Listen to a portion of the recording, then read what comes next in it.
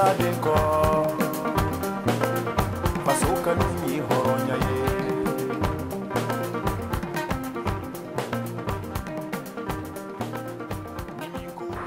Alright, Shalom Akyong, and I'm talking to the Israel of God. First of all, Kal Halal, Yahweh Ba'ashem Yahweh Shai. Double honors to the elders of GMS. Peace and blessing to the Israel of God. We out here on location at the Stephen F. Austin Memorial Statue. We're just gonna go into some quick history to hopefully edify you brothers, you know, in some of the history of Texas. Now this statue here stands at about 67 feet. Stephen F. Austin is dubbed as the father of Texas. But what we're here through the Spirit to reveal is that being the devil that he is the father of lies and deception. And he was one of the main instruments, for lack of a better word, main figures for bringing slavery into Texas. But we got a lot of rich history brothers want to go into, man, so we're going to do this quick on location. And, you know, we pray, Lord, you know, Yahweh Ba'ashem Yahweh Shai, that you brothers are edified through this lesson. All right, Shalom. Like we out here on location, Stephen F. Austin, like the brother went into. And basically we out here, first and foremost, inspired through the spirit of Yahweh Ba'ashem Yahweh Shai. But the Most High used the elders to set the stage, you know, for going into these lessons and pushing brothers to basically get into, you know, if you got, you know, some type of monument, or Esau got some type of basically like a historical marker. A historical mark put up, then, you know, go out there and get into the information and bring it out. So that's what we out here to do, is to basically go into Texas history, but it's really the point of slavery in Texas, and saying that the so-called Mexicans are immigrants to this land, and not just to this land, but also to states like California, Nevada, New Mexico, and Wyoming, Arizona, I believe Oklahoma. So we'll just go through the information and show you how the devil got over here setting up this land, you know, is Texas, and been instituting slavery over here. So, and which, by the way, the so-called Mexicans are Israelites, which are of the tribe of Issachar. So, you know, and it's just that they fell under the curses, because you got these Mexicans that they in love with America, man, in love with this Babylonian lifestyle, and not understanding that they're in captivity and under the curses too. But you know, you'll see that as this lesson come out, that, you know, Issachar is under the curses that's written in Deuteronomy 28, just like the rest of it. For you niggas out there that say that the Mexicans are not Israelites, you know. I just want to bring that point up, brother. You got it. Con. And then you already had the Spaniards, the so-called white man under the banner of the conquistadors. They already had came over here and pretty much had not occupied the land, but occupied and also had the control of the land. So they took down Issachar, and they set themselves up as the government power over here in Mexico, which Texas was a part of Mexico before the so-called white man dealt with another band of so-called white men, which would be the so-called, that scholars call them Anglo-Americans, but they were nothing but Edomites. And then you had the Spaniards, which was nothing but Edomites, and they was dealing with each other to get into this land for another band of Edomites to get into the land authorized by another band of Edomites. So we're going to go through some history, starting with how the so-called Mexicans won independence. Although still being on the white man's philosophy, you know, not to forget that. They still was on the Roman Catholic doctrine, and they was indoctrinated by the so-called white man, you know. But they could come in and migrate through Texas and the different states I mentioned freely. There wasn't no boundaries, and they had to get green cards and go through all this documentation to be allowed on what you know as Texas today. So read that, brother. It says the Treaty of Cordoba is signed, establishing Mexico independence from Spain. Right. So it was the Treaty of Cordoba, which was signed in 1821, saying that basically Spain, the so-called country Spain, they wouldn't have rule over this country you know as Mexico anymore. So go ahead, brother. All right, it says, political tensions between reform-minded Mexicans and the colonial authorities led Agustin de Iturbide, a royal officer with a record of success against early rebels. Right, so Spain had this guy, this was their general, August Iturbide, to basically lead the war against Issachar and Judah, and you might even had mixed, you had Gad, and you had a mix in there. You had tares, Spaniards mixed with Jake, you know, vice versa. But the masses of the people that was revolting against the Spanish government, the Edomite government, they was Jakes, and then a lot of them was, you had tares in there too, you know. So go ahead, brother. It's the same. It'll be like the same equivalent to you, the so-called Negroes being oppressed over here in America, and they tried to come with those them revolts and them revolution, them movements, which they came to not. You know. But go ahead, brother. All right, to come to terms with the leading Mexican insurgent at the time, Vicente R. Guerrero. Right, and that guy Vicente R. Guerrero, and we're gonna go in. I'm gonna let the brother finish reading, and we're gonna go into who he is. But he was a so-called black man, you know, that was leading the army against Spain. You know, leading the insurgents. They called them the insurgents of Mexico against Spain. With Spain, they had sent Agustin Iturbide, if I'm saying it correct. Augustine. Oh, August. I'm sorry, Augustine. Go ahead. Together, on February 24th, 1821, they proposed a blueprint for independence called the Plan de Iguala. The plan offered 3 guarantees. All right, now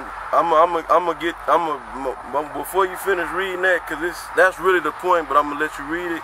I want to bring this out to show you what happened before they got to that. It said together they came up with that plan that the brother finished reading. But I wanted to show you something in this document real quick. It says I believe you can get this off Wikipedia. You can look it up. It says Spain sent her best general, Iturbide, as the brother was reading, against him. Guerrero defeated him in twice on the battlefield. So the Spain basically got defeated twice, you know, by leading the charge, the so-called black man. Okay. And it says Guerrero defeated him in twice on the battlefield and led Iturbide to revolt against Spain and join hands with General Guerrero. So that's how I got to the point where they coming together for this plan that the brother reading for Mexican independence, where Spain wouldn't have their government power, their hand on Mexico calling the shots. But all they really did though when we go into it is kept the same shit going, the same government structure that they had set up in Spain going on over here in Mexico, even when they so-called got independence. But the independence was really just about giving rights to the people, you know. It wasn't so much about changing the philosophy and the ideology that that came from Spain, or the so-called white man. It was just to give people the, you know, rights and kind of basically liberate the people, and abolish slavery. But we'll get into it. Go ahead. Keep going. Okay. The plan offered 3 guarantees: preservation of the Catholic Church status. So they was going off. You know, go ahead. The independence of Mexico as a constitutional monarchy, and equality of Spaniards and Creoles. Right, and this kind of read. Although vice-regal authorities tried to resist, the plan met with widespread approval both in civilian and military quarters. By the end of July 1821, when Juan O'Donoghue arrived to take over the reins of colonial government, the Loyalists controlled only Mexico City and Veracruz. Recognizing that all was lost, O'Donoghue met with Iturbide at the town of Cordoba, where on August 24th, 1821, he signed a treaty granting Mexico independence. Right, based on them getting conquered, as I read, defeated twice. Right. So that insurgent group that was led by Guerrero, they couldn't stop them. So they said, basically, Iturbide said, all right, well, I signed independence to Mexico, so to speak. And the reason behind that was because Spain didn't have no more money to keep sponsoring that army to fight over here, so they just let it happen. They let them sign that independence over, you know. But they thought they'd still have, you know, power, because they'd have a Spaniard in power. Which that's basically what happened. You had that guy Iturbide. His line go back to Spain, you know, to Esau, you know, so you can understand the so-called white man, and he wanted to carry on that same bullshit, you know, that caste system that they had over in that they had previously had going on in Mexico through the authorities of Spain. You got some brother? Because, right, like the brother said, they didn't really have the means to support a guerrilla war over here, because Spain was on its way out at that point. You're talking about the early 1800s, and Spain was on its way out according to prophecy. You know, Spain as being a world leader, right, you know, at one time. So Spain of the white man power structure. Yeah, Part of the white man. Spain was on its way out at this time, man, and that lines up with Daniel. I'm gonna read 7 and 7 and verse 8. But this is Daniel chapter 7, verse 7. After this I saw in the night visions, and behold, a fourth beast, dreadful and terrible and strong exceedingly, and it had great iron teeth, and devoured and brake in pieces, and stamped the residue with the feet of it, and it was diverse from all the beasts that were before it, and it had 10 horns. And that 10 horns is the EU today, the 10 common markets of Europe. They say because that beast was the Roman Empire. And it says, verse 8, I considered the horns, and behold, there came up among them another little horn, before whom there were 3 of the first horns plucked up by the roots. And behold, in this horn were eyes like the eyes of a man, and a mouth speaking great things. And that little horn is America, man. The three horns that was plucked up was Spain, France, and Great Britain. You know, so that was the beginning of Spain being plucked up, and America being established as the history is going to go into. Right. And being established as the head of the basically the pioneer of the power of the white man's power structure. You know, so they'd be like the head, so to speak. Yeah. Even though the finances, you know, brothers know they come from London and all that. So anyway, getting back into it, we got to go through this because we got to go through this information to bring in how Stephen F. Austin came in over here to this land. you know. So that's the reason why we kind of going through the little backdrop of Mexican history, for lack of better words. So I'm gonna read this real quick, because we talking about the guy Augustine Iturbide and this guy Vicente Guerrero. So sorry. And basically what happened was, I'm gonna just read it. It says Iturbide was named president of Mexico. So after that, they signed that treaty. This is what he did. It was supposed to be kind of like a, basically like a dual partnership, you know, agreement and rulership with him and that guy Guerrero. So it said Iturbide was named president of Mexico as ruler. Iturbide showed his true colors, meaning he showed his horns, as the devil. It says, and proclaimed himself emperor. The exploitation of the masses of the people who had borne the brunt of the struggle for independence continued and led. So basically, it's telling you that the masses of the people wasn't happy that he was sitting on the throne as emperor. You know, because he was carrying on that same harsh rigor. Well, it wasn't harsh and rigor, but it was basically discrimination. It would basically be equivalent to like what was going on in the 60s with Jake. You know, harassment and basically being treated as second and third class citizens, and that pertained to the indigenous people over here. That's how they were getting treated, which is Issachar, the so-called Mexicans. I'll bring a precept right quick. Yeah, go ahead. It's Proverbs 6:14.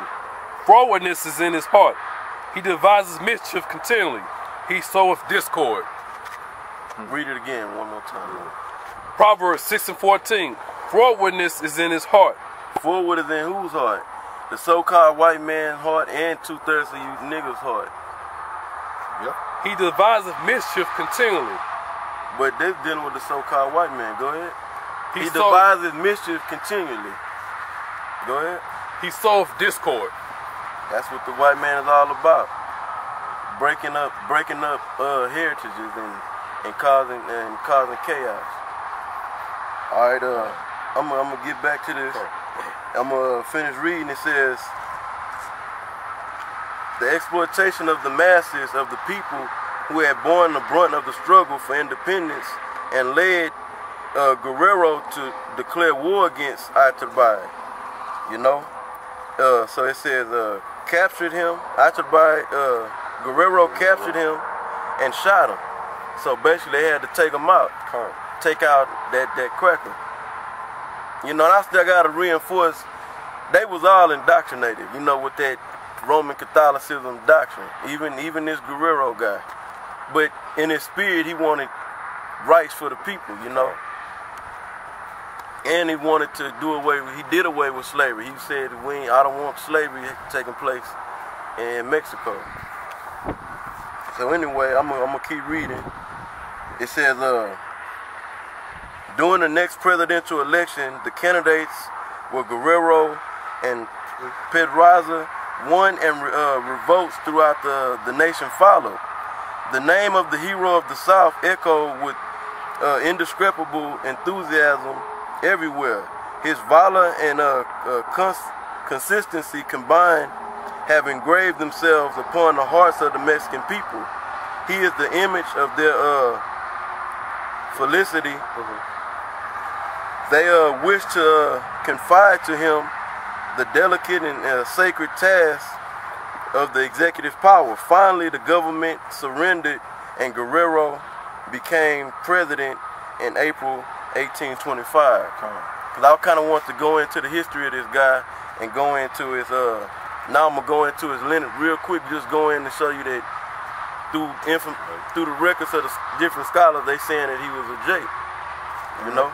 And if I could add this, growing up in Texas, man, you know, in junior high, you take a class of Texas history. I never heard of Guerrero. They pushed this devil, Stephen F. Austin, Sam Houston, and how they defeated Santa Anna. I had never heard about Guerrero, man. Guerrero. Yeah. I never heard about him in Texas history, man.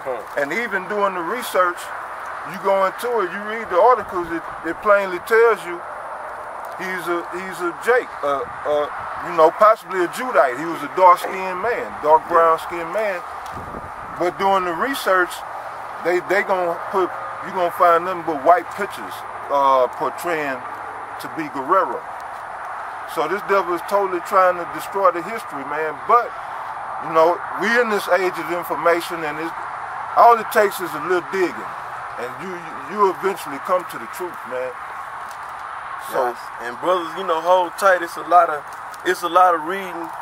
You know, we're gonna try to get through it as fast as possible if the spirits say the same. So, you know, brothers gotta just hang in there and you know, strap in and focus down. You know. So that was basically it. I want to get into his line according to, I got a couple of sources, but all the sources I looked at, they saying pretty much the same thing. So I'm gonna jump up in the same article or document.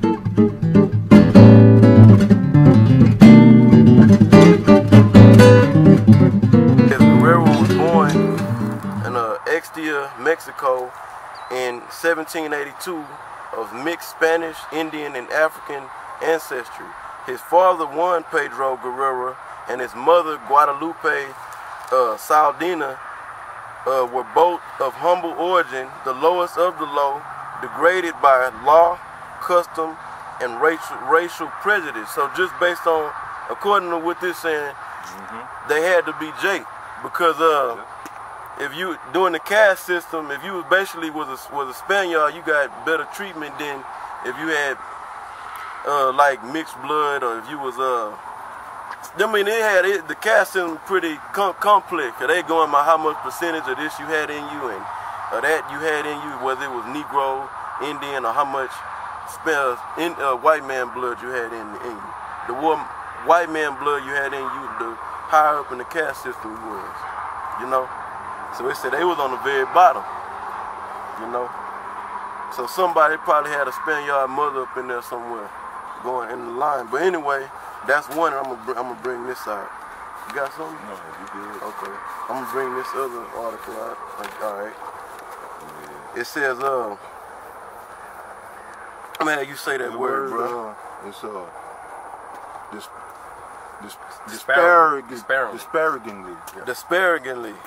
Disparagingly, that word, if you look it up, it means ill or evil. So it says disparagingly, nickname, is this is referring to Guerrero. The title of it too is called A Look at Who Gets Left Out of Black History Month. That's some bullshit. I mean, you know, whatever. But it says disparagingly nicknamed El Negro Guerrero by his political enemies.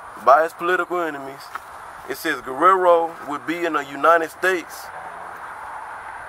Guerrero would in the United States have been classified as a mulatto, according to one of his biographers, Theodore G. Vincent.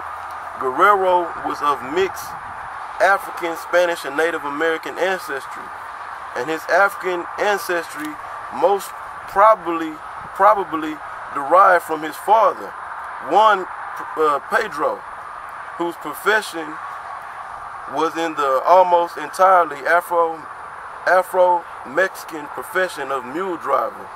Some scholars speculate that his paternal grandfather was either a slave or a descendant of African slaves.